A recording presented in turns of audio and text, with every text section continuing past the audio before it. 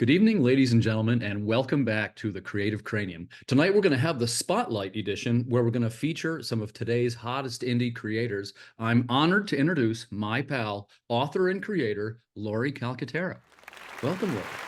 Hello. Hi, everybody. Thanks for having me on, Tim. I like being the guinea pig.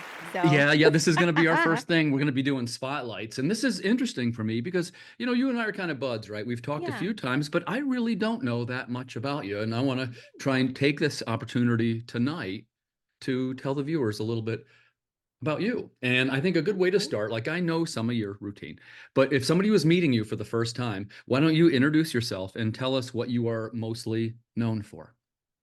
Okay. Hi, everybody. I'm Laurie Calcaterra. I am the writer creator of the Western apocalypse series called Path of the Pale Rider. In this world, death has been broken, so your body can die, but your soul does not leave your body upon death. So we have zombies, but they're not zombies.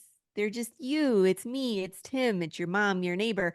And you're rotting. So as your brain rots in your skull, you get forgetful or violent or detached. Someone was like, "Do people get funny?" And I'm like, "Yeah, that could happen. It hits everybody differently. But people, animals, insects, nothing dies correctly in this world. Things have devolved back to the Wild West, and the story follows this cowboy Jude St. Clair, who's the last guy still looking for the answer. Like, what broke death? Why did the dead no longer die? Everybody's kind of moved on from that, and he just has this journal full of conspiracy theories, and he's trying to put it together and maybe put the world right. And a We'll see. great Western flavor to the series too, Yeah. which I really love that angle. And we talked before, and you and I, we're both apocalyptic fiction fans. We both Mm-hmm. love apocalyptic movies. What kind Yeah. of influences did you have in making Path of the Pale Rider? And here you can use movies, comics, whatever was your Yeah. influence. Oh, there's so many that I've kind of lovingly folded into this, right? Give us a couple of the Um, biggies. well, I mean, Western wise, I'm a big Clint Eastwood fan, Oh, sure. so Yeah, great. The Good, the Bad, the Ugly, Fistful of Dollars, like that whole trilogy. My dad used to watch Clint Eastwood movies, so I wasn't a fan at the time, but it's one of those like you sit down and you're watching, you're like, who's that? What's happening? And then like the more Yeah, you watch, you're just like, oh, that's really interesting. You know what I mean? And there's even a Clint Eastwood movie called Pale Rider, right. which, Exactly. Yeah. if people know about that movie, we kind of have that flavor. It's like the last of the four horsemen rides a pale horse, and he who sits upon him is named Death. I didn't get it that it was a Clint Eastwood reference. I do now. I thought it was a death reference. I It's took it as both. it's both. Yeah, that's even It better. kind of like it works Sure. on so many different levels Right. because here we have this cowboy that's Jude St. Clair, kind of reminiscent of the Western movie with Clint Eastwood, The Pale Rider. But yet again, it's that same overtone of where did death go? Hmm. Death is the fourth horseman of the apocalypse. We're in smack dab in that apocalypse, and Do you things mind don't look good. adding do you mind adding Jude St. Clair? I think it's a great Yeah. character name. Yes. Do you mind adding how you came up with that name? Ooh, I don't know. Is it I a put a is it lot of thought. a trade secret? I mean, no, we could talk about it.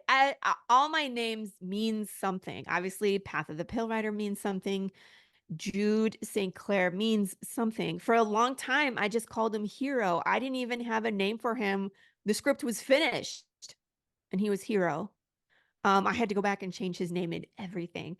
But I was just, it's the Beatles song. Hey, Jude, Yeah. don't make it bad, right?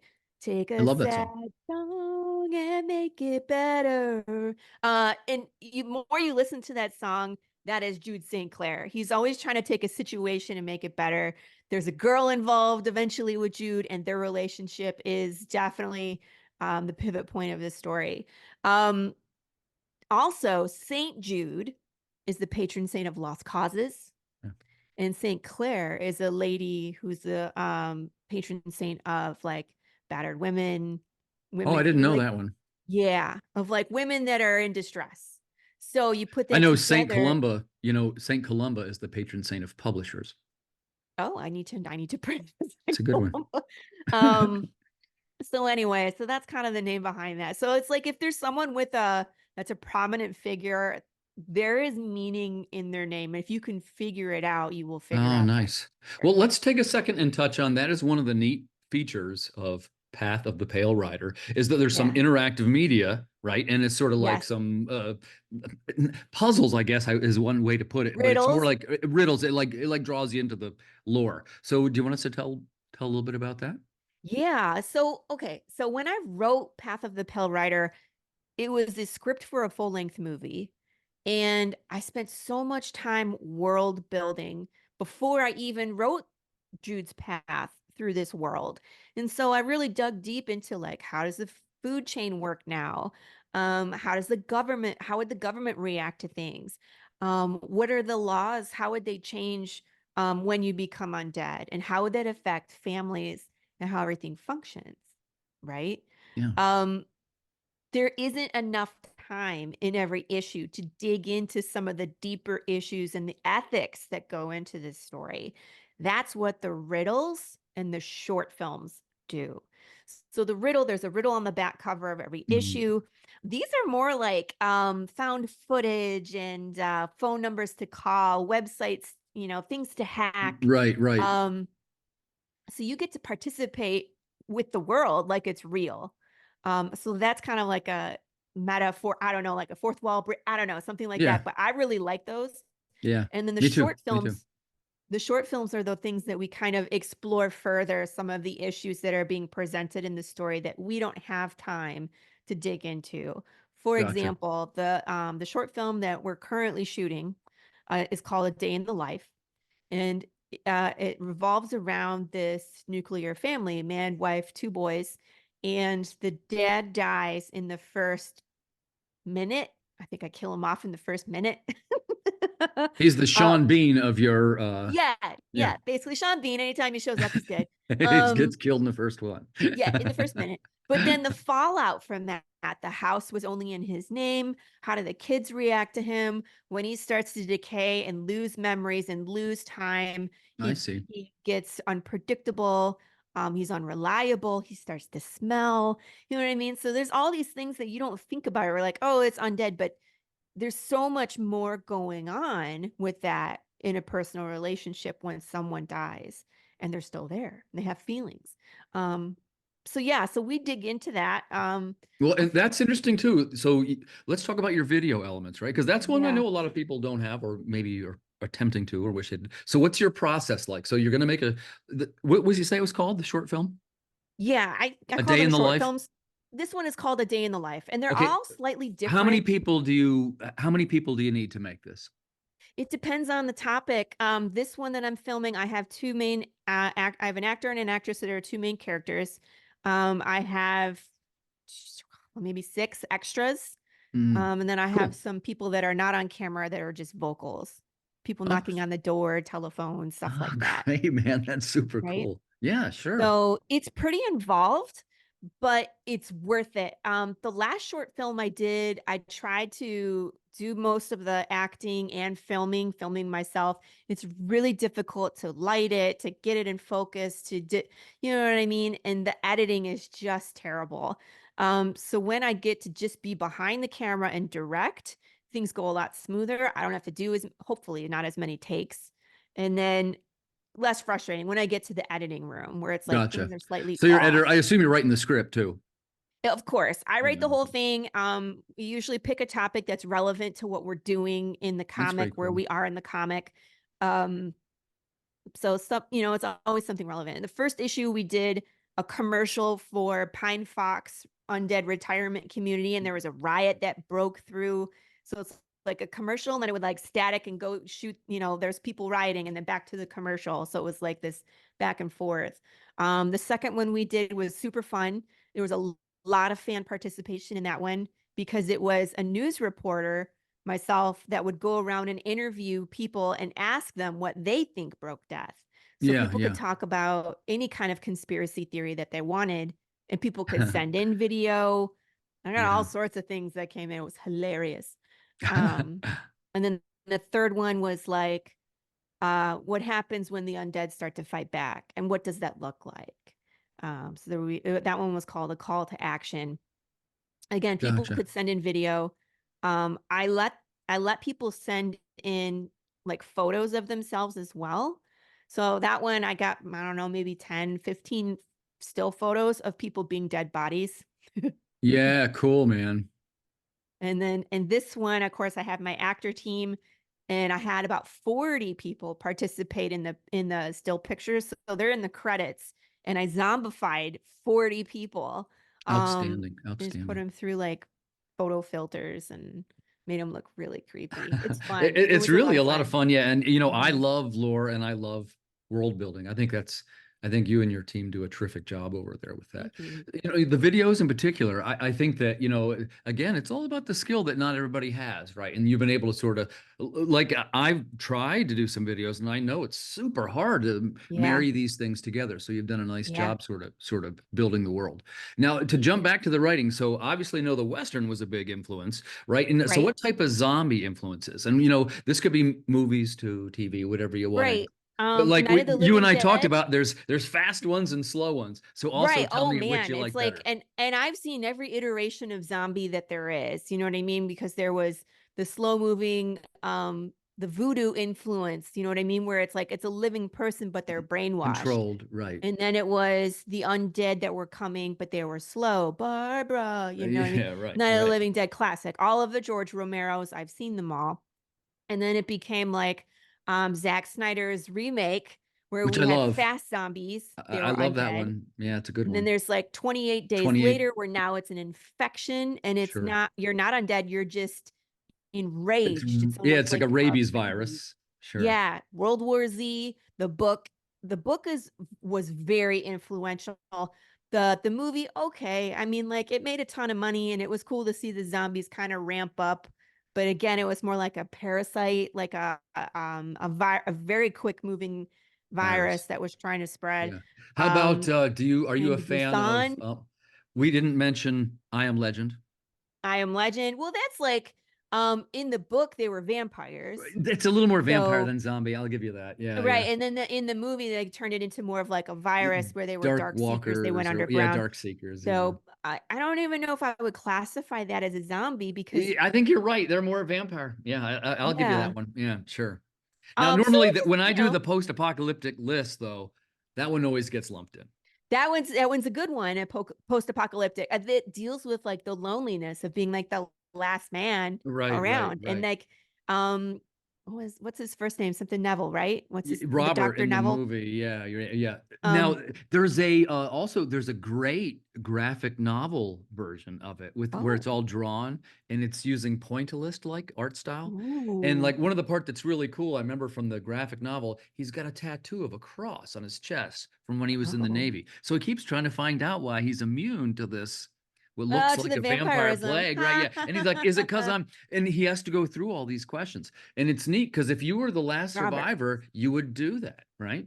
Right, but I mean like to be the last person there and then to flip the point of view that is he really a good guy or Yeah, is he he's the not too villain good in at that, everybody right? else's mind where he's Sure. killed so many people?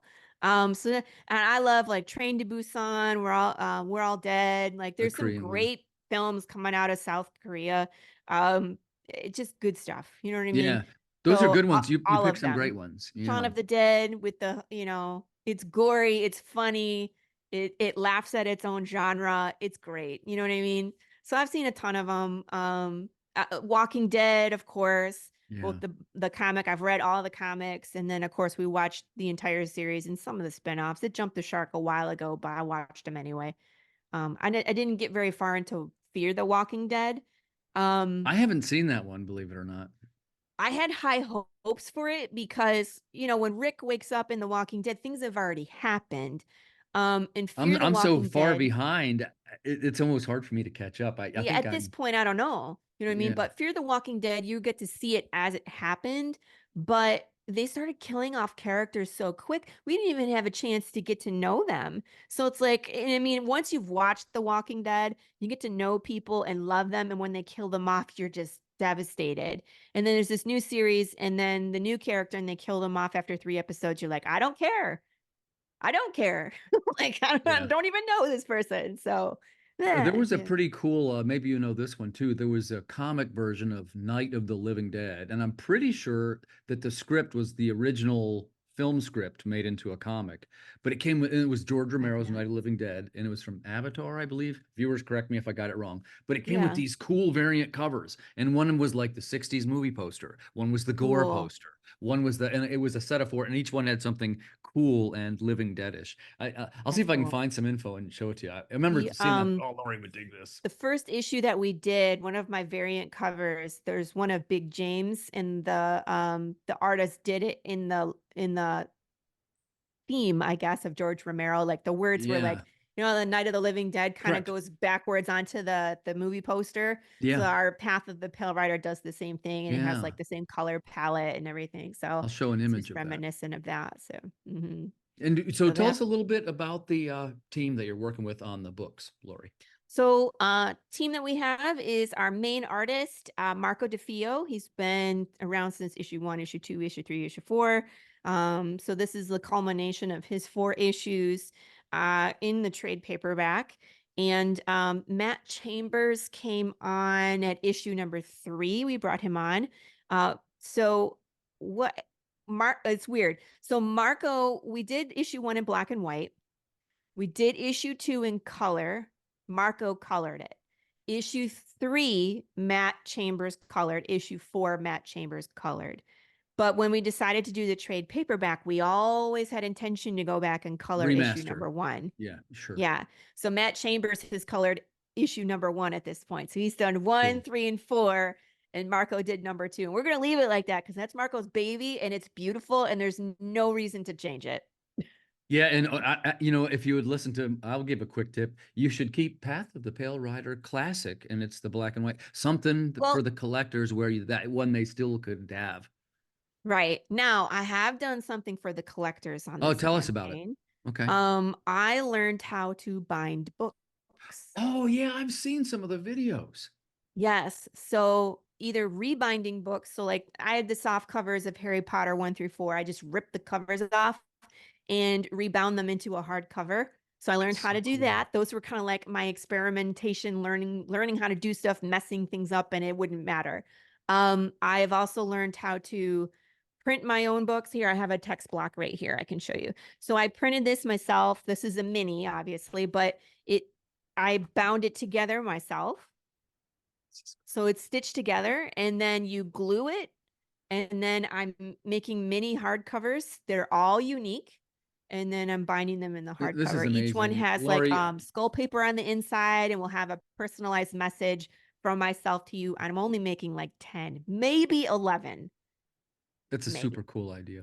Laurie, I'm But continually impressed. I am just nerdy enough to really be impressed by this skill. I think So, do you mind if I ask you, like, how did you come up with that one? That's a little bit out of left field.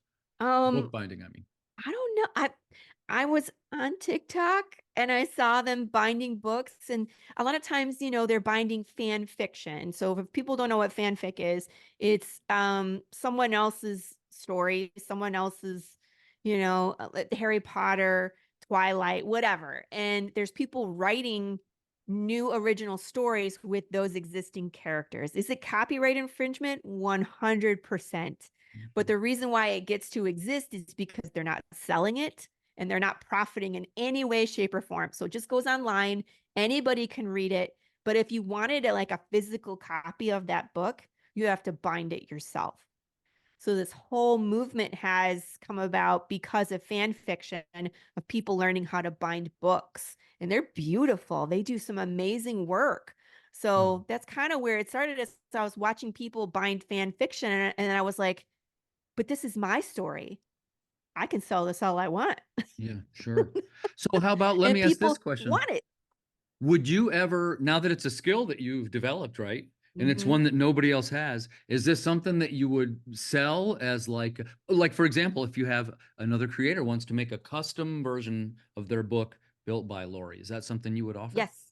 Yes. Wow, this is I genius. at some point will be doing that. It would be a long conversation. Like, what do you want it to look like? What size do you want it?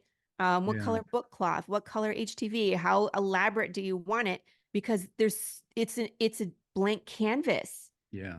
I could design it for you. It could be minimalistic. It could be intricate. The design can go from the front to the back and wrap around. They make dust jackets. They make. You know what I mean? They paint Yeah. the edges. They do stencils. They do all these crazy things. So, at some point, yes, I would like to, and I would be Excellent. honored to bind other indie books. What a great It's idea. something. What a great idea. It's something that I love to do. I have a blast doing it. I have an intention to detail. So it would be a passion for me to do that. You know what I mean? It's not something I would just throw together. It would Right, be like right. it would Sure. be a I'll give you a quick labor of love. reference. Viewers, if you're listening, Lori's super fun to work with, super professional. The job gets done. So I'm telling you, Mhm. I want to try this now, Lori. I think it sounds like a great idea. Yeah, So I speaking of I'm other excited. books, I want to ask you, your next thing is, so now you're scripting other books, I've heard. Yep, Do you yep. want to I'm share a getting little bit of involved. that? Can you tell us what other projects you're working on? I've been working on Psycho Sal. This is the third issue I've written for Psycho Sal. It just launched on Kickstarter. In fact, this will air in March. So yes, it should still be live. Psycho Sal's really interesting, this series, because it's William Russell's creator-owned project, but William Russell um, wanted a professional team to handle it. So he's brought on writers and he's brought on an interior artist, but he kind of oversees all of it and does the covers. It's his baby, but he wants the team to help him build it to be the best version of itself. And Hmm. Psycho Cell is different because it's telling a story, but it's changing points of view inside the story. So issues 1, 2, and 3 are being told from the perspective of this detective team. There is a serial killer in the 80s in New Orleans. He doesn't really follow any patterns. He keeps leaving these weird Renaissance paintings of like torture and then this symbol. So they're Cool. trying to track him down and figure it out and piece it together. Issues 4, 5, and 6, we changed perspective, and I wrote these issues from a victim's point of view, a female victim. So the story's still moving forward. The detective team is still there, but Psycho Sal is still there. But we're seeing how he, from that person's point of view, how he stalks them, how he tortures them psychologically before he takes them and then tortures them physically. It's a It sounds rough like issue. a perfect match for you. I mean, people would know, but I love that stuff. This one's rough. And now it has a mature rating. What's the, There's I was going to say, what's the rating? You and It's I have talked mature. about this. It's tough to make this call. It's definitely a Um, mature book. And if people come at us because the female character she is nude the entire issue. oh, well, Um, but the reason Lori, why I little did saucy. well, I mean, it is, but it isn't. Like there's only so many times you can see a human body in that type of situation. She's not drawn like she's a siren or provocative. We did that because she's at her most vulnerable. Oh, right. Okay, I get it. Yeah. She has nothing to hide behind. He won't even give her clothes. Mm, So at okay, that okay, okay. point, how do you fight back? You know what I mean? So when people were like, the rest of the team is male, so that was their concern, and they were like, I don't know if people are going to come for us because she is nude the entire time. I was like, let them talk to me. I'll tell them all about it. Like, like A she's bold vulnerable. stance. She's Yeah, and that it is vulnerable. something. It is true that when something has a horror bent, you've got to be shocking these days. Yeah, but I mean that to me wasn't the shocking part about this story. It just was how he would treat her. He just he wouldn't do it. He wouldn't give her clothes, He takes them away and he makes them the most vulnerable that they can be. And there was a precedent set in the first 3 issues where there was snippets of how he was treating these victims and they weren't clothed either. So there was no reason for him to give this one clothes. You know what I mean? Hmm. But I can't say much. I don't want to spoil it, Oh, but you don't have to this is spoil a it. wild ride and it's different than what you have seen in the first 3 issues. And where can the viewers find this project? It's currently on Kickstarter right now, issue Okay, number 6. we'll get some So links there's there one, for you two, to check three. out. 1, 2, 3 are written by Chris Hayes. I have written 4, 5, and 6. And then Sure, 7, 8, and 9, I think we're doing a collaboration on those. So that's we kind cool. of wrap up the story. So Well, I wish you every success with that one. thank you. Anything else new on the burner that you want to talk about? I know there's one that maybe you can't talk about, right? There's a few things I can't really say too Yeah, much. yeah, I'm yeah. I know what you're involved with referring to. Big Let's Dog skip over that. Inc.'s Right, right, right. Okay. Okay, I was like, I'm involved in an anthology. It's Big Dog Inc. and it's coming out this summer. That's about all I can say. okay, fair enough, fair enough. So let me ask you this question. We'll switch the direction around. So you got a pretty large team around you, right? So I like to ask creators Yeah. this question.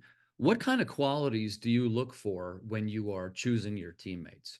Because as you and I say, it isn't the cheapest guy, it is or girl, it's not always the price of things that help us choose our teammates. When Lori chooses her teammates for Path of the Pale Rider, hmm what do you look for as their Reliable. qualities? Reliable. I want people to be reliable. I want people to be passionate.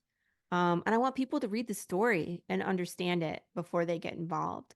Because I've seen artists read scripts and completely misinterpret things, Mm, color them the wrong color characters the wrong ethnicity, putting wrong things everywhere. You know what I mean? But it's like, just if you read the script and you understand where we're going, it's so much easier to work with where we are. You know what I mean? Because we can put all that extra detail. Like Marco DeFeo is a great artist. He is, like you said, he is not the cheapest. But the reason why I love him is one, he gets the story. Two, he can show human emotion like nobody else. right. And three, he always gets it done. So he has other redeeming qualities as well. But same thing. Matt Chambers, super passionate about the project, was really excited to be brought on.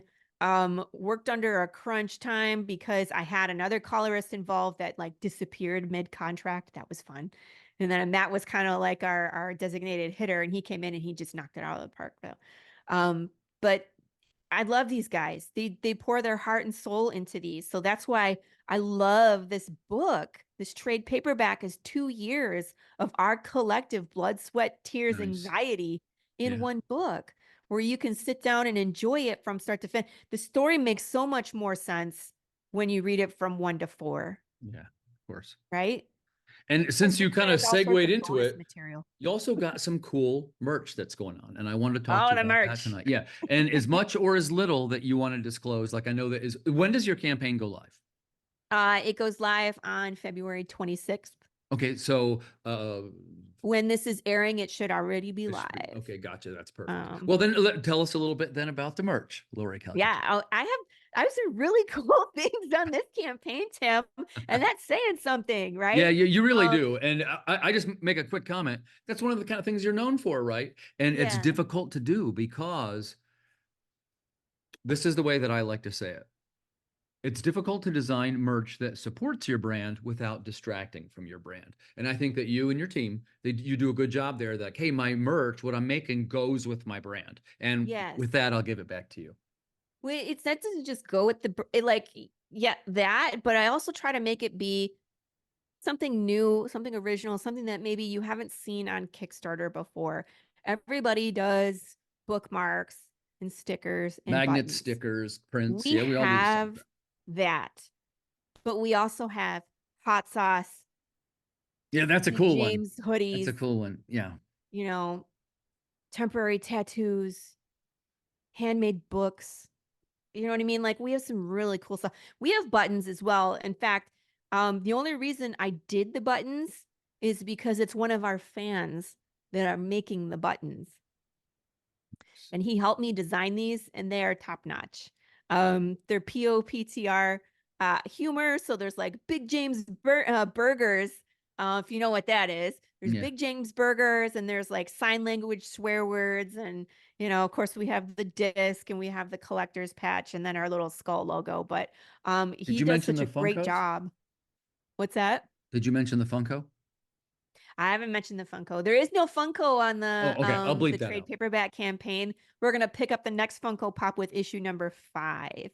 But we have been doing Funko Pops, which are all they're custom made I for wanted to me. mention They're because you had basically the best one. We got to at least give it a shout out. the Big James ones. Yeah. Those are my favorite. The last one that came out is Callie St. Clair. It's Jude St. Clair's mom. Oh, I don't think I saw that And that one. was our first undead Funko Pop. She's gorgeous. Okay. Wow, She's nice. Okay. green. I love Yeah, it. I don't think I saw the second one. You make sure we get some images and I will share them Oh here. yeah, yeah. If you I'll send you pictures of them all because we have Jude St. Clair was the first one, of course, and then Big James the Undead Bear, and then the one after that was Dwayne Fink, the lovable drunk who knows how the apocalypse started, or does he? And then That's great. Callie St. Clair, which is of course Jude's mom, and then the next one we're going to be doing is Francis St. Clair, which is Jude's dad. Hmm. And I'm not going Cool, to tell cool. you if he's an alive Funko or an undead Funko.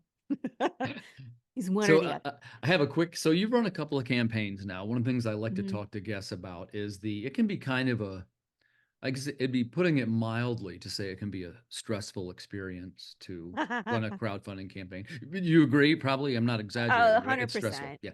So I guess I would ask you this question. Because we always talk about mental health is important and this kind of things. Yes. What kind of tip would you offer to somebody that was struggling with the stress levels of running their campaign? A few things. One, it is completely normal to panic.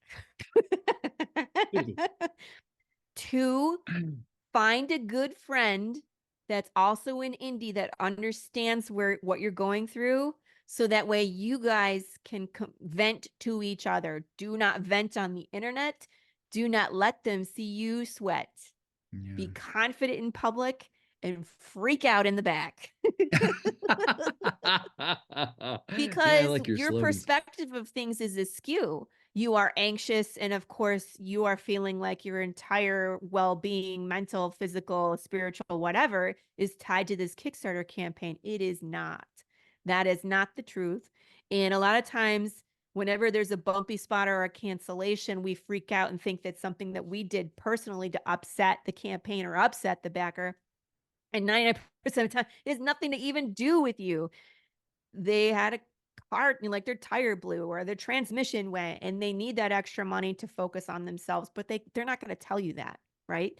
So these cancellations and these adjustments are normal. The only thing that you can do is just continue to push forward and be Do you positive know and try to have fun. do you know about what your and this question's a little maybe catch you off guard, what your rate of canceling is? Like I seem to always be around roughly every campaign is going to be around 5% cancels for me, if at least that. I've had some that are a little more even.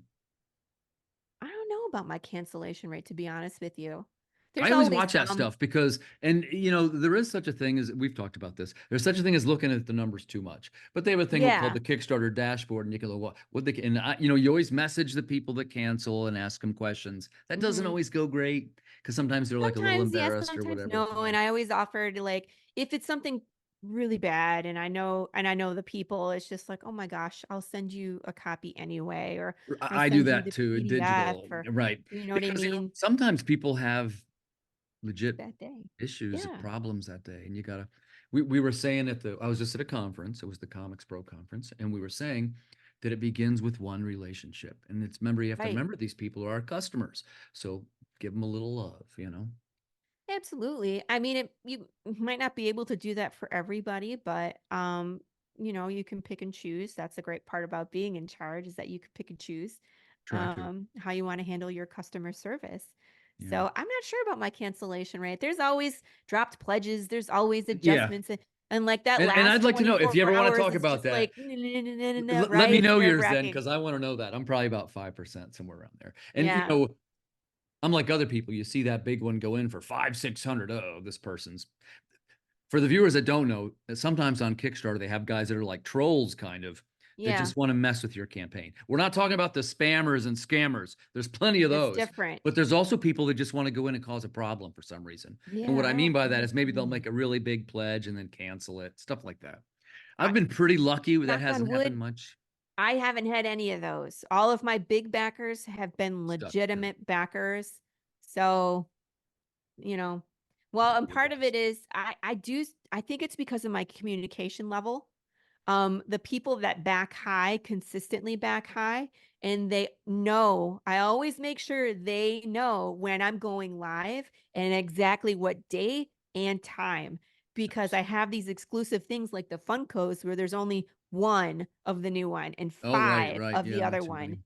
And if they don't get them, then there's none left. So Sure. usually those people are the first ones in the door. Um, but you have to cultivate those relationships. You got to keep them happy. And you just got to make sure they're in the loop all the time. How I, many during the course of, let's say it's a 30, you do 30-day campaign? I'm cutting down from that. This one's going to be 22. The one I did previously was 24. So I'm trying to get closer to like a 3-week campaign if I can. Because I can do like just launched, hopefully project we love, and then ending. You know what I mean? So you're Mhm. always in one of the categories. Right, And right, right. so it'll help your algorithm. Of I did a course, if you 21 launch, day once before. I did a 21 did day. you? My sweet That's spot is about 36 days. you're gonna do 36 days No, or I've done, that's what it averages out to for me because I took the three best ones. And like I say, how granular people you want to get with numbers, it's all up to you yeah. guys. But I do stuff like I took the three best ones and I averaged it out. And in my case, I even tried one with a holiday in it because Hmm. everybody says that if you go to a shorter period, you can sometimes avoid what they call the lull. It's a dead spot in the middle of a Yeah, in the Kickstarter. middle. But in my experience, and there's no wrong way. In my experience, Right. the way to avoid the dead spot is not to do with that. It's that you have to advertise to the customer really hard right then. Because the same people are Yeah. there, just some of them haven't pledged yet. You know what I'm saying? Yeah. So I it mean, doesn't, I've kicked the crap out of advertising in that lull and I didn't see anything move. But, and again, it's so weird. And Tim, you and I know this because we've been around the block, but it's like, it depends on what time of year you're yeah. campaigning. Yeah, right, exactly. Um, Yeah. There's many it, factors. There's no perfect answer. There's yeah, many factors. Yeah. it's all like throw the spaghetti at the wall and see what sticks. Right, right. I did the shorter campaign does instill urgency faster. Because Mm-hmm. like if you have like your fence sitters, like I always wait till the last couple days, and there's definitely that, Right. and that moves them up 7 days. But same thing, I think those people might have been there anyway. If it was at 40 days, sometimes people do 2 months. That's to me, that's too I've long. seen the 2-month campaigns, and oh my Lord, there's the longest lull in those. And I was, Yeah, but and plus the stress of 2 months worth of well, here's the thing, like, everybody runs their Kickstarter and their budget differently. Because Marco is not the cheapest, he is still worth his price to me. We just run until we run out of money and then we Kickstarter. But yeah, a lot of times that means our production stops. So sure, while I'm campaigning, nothing is getting created by the art team. You know what I mean? yeah, So I the do totally know. shorter the Kickstarter, the sooner we get paid where we can pick up and start producing again. As long as we continue to make the same amount or more, there's no reason not to do it. Yeah, So we can get I moving totally get again. that. So, So, hey, Lori, we're almost to our time. Before we ah, go, let's tell gosh. the viewers, well, a couple of things. First, obviously, where we can find you, but we didn't really talk about your show, too. You have a Oh, cool yeah. show that if you want to, let's take a quick second and talk about that and then tell us where we can find you. Okay.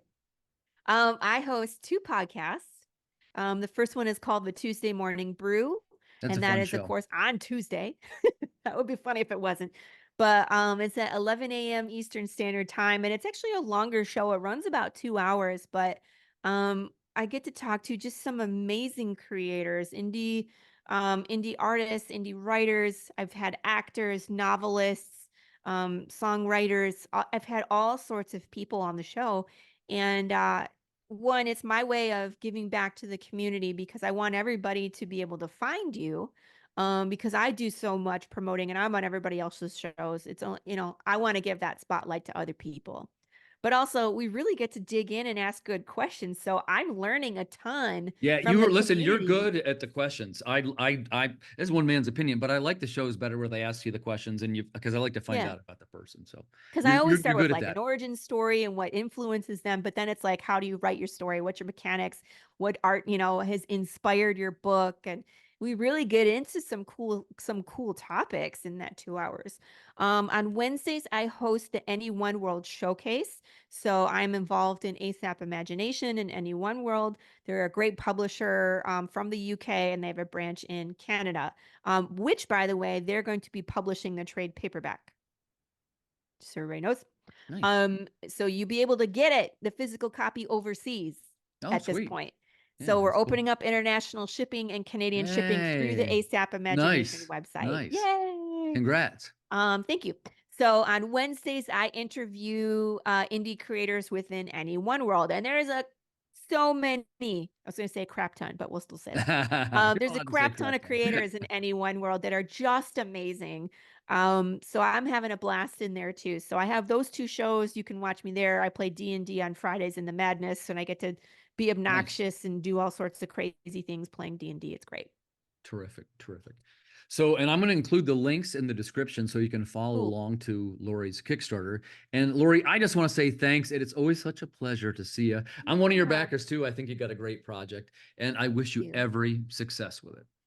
Thank you so much. And thanks for having Mhm. me on the show. Yeah, I really appreciate it. I you're a always have fun a one. good You're a fun one. time. Yeah, I I you're love good it. at questions, so you do a good job answering. You had great answers tonight. Thanks. So, for the viewers, thanks for tuning in. This has been the special spotlight episode with Laurie Calcaterra, and you've just witnessed, I think, the 54th episode Oh of my the gosh. Creative Cranium. So, thanks for tuning in. Woo! See you guys next week.